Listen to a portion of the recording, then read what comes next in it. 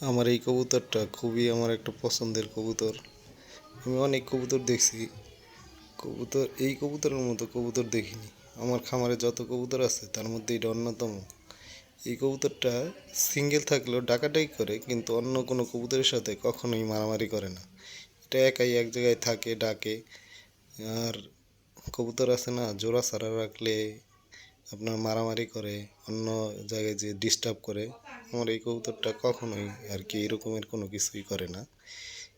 এর মতো থাকে, কাউকে কখনো ডিস্টার্ব করে না। এই যে জায়গায় বসে, ওই জায়গায় যে চুপচাপ বসে ডাকাডাকি করে, কিন্তু কোনো কবুতরের সাথে কখনোই মারামারি করে না।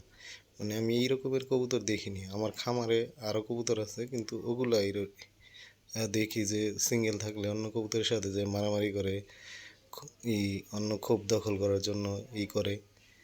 কিন্তু এই কবুতরটা কখনো এরকম কিছু করে না। এর মতোই এক জায়গায় যেয়ে বসে ডাকাডাকি করে।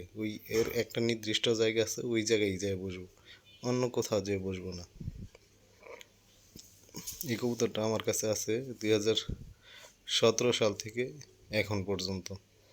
এই কবুতরটা আমার বাড়ির একটা অনেক বয়স্ক একটা কবুতর।